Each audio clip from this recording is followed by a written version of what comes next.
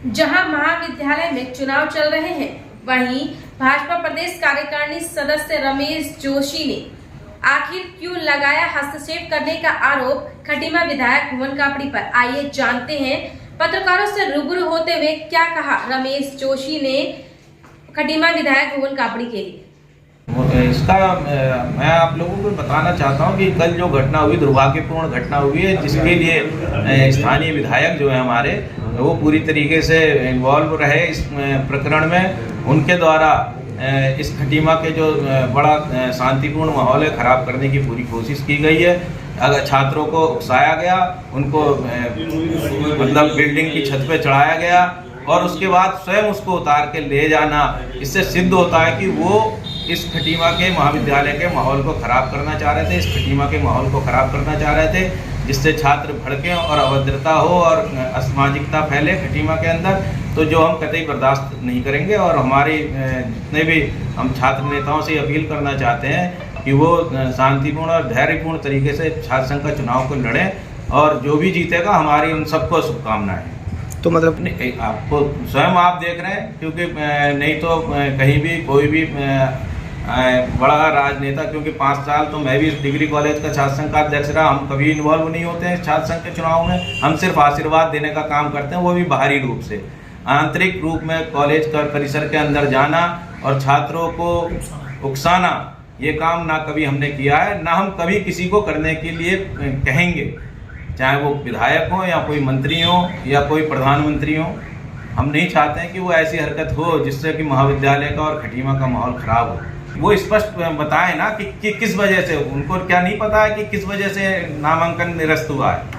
आपको स्पष्ट पता है कि क्यों नामांकन निरस्त हुआ, क्योंकि उसके ऊपर लिंगदोह समिति ने स्पष्ट रूप से आदेशित कर रखा है कि जो भी आपराधिक प्रवृत्ति के लोग होंगे उनका नामांकन निरस्त किया जाएगा। उस वजह से वो नामांकन निरस्त हुआ और इनको पता था, इनको पूर्व में पता था, माननीय विधायक जी और उनके साथियों को ये सब चीज़ें पता थी। इसी वजह से उन्होंने एक अन्य कैंडिडेट को भी मेरे ख्याल से तैयार करके रखा था कि अगर ये वाला तो हटना ही हटना है तो हम इसको लड़ाएंगे।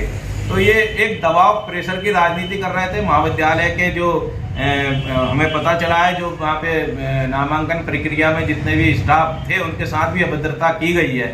तो ये एक बड़ा सोचनीय प्रश्न है। महाविद्यालय के विकास के लिए काम करना चाहिए विधायक जी को और खटीमा के विकास के लिए काम करना चाहिए था। वो छात्र राजनीति में पढ़ के खाली उनका एक सिद्धांत मैंने देखा है जब से वो विधायक बने कि नाम हो, बदनाम हो, गुमनाम नहीं होना चाहते हैं, तो इसलिए वो ऐसी हरकतें करते रहते हैं जिससे सुर्खियों में बने रहें। बिल्कुल एक साजिश का तरीके से उन्होंने इसको प्लान किया था कि जानते बूझते हुए कि इस बच्चे का, क्योंकि बहुत सब पढ़े लिखे हैं, समझदार हैं, वो भी छात्र राजनीति में रहे हुए हैं, तो उनको पता था कि ये नामांकन निरस्त हो जाएगा। तो इसके बावजूद भी एक कैंडिडेट को उन्होंने एक्स्ट्रा अपने रख रखा था, जो इनका घोषित कैंडिडेट था।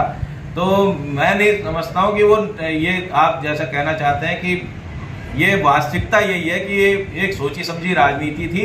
इसके एवज में एक सिंपैथी बटोरने की कोशिश की जा रही है, लेकिन छात्र राजनीति है और इसमें सब छात्र लोग समझदार हैं। वो इनकी ऐसी ओछी हरकतों में अपना समय बर्बाद नहीं करेंगे और जो भी डिसीजन लेंगे अच्छा लेंगे। सब छात्रों के उज्जवल भविष्य की कामना करें। मैं सिर्फ इतना कहना चाहता हूँ कि इस खटीमा के जो अच्छा शांतिपूर्ण माहौल है उसको बरकरार रखेंगे।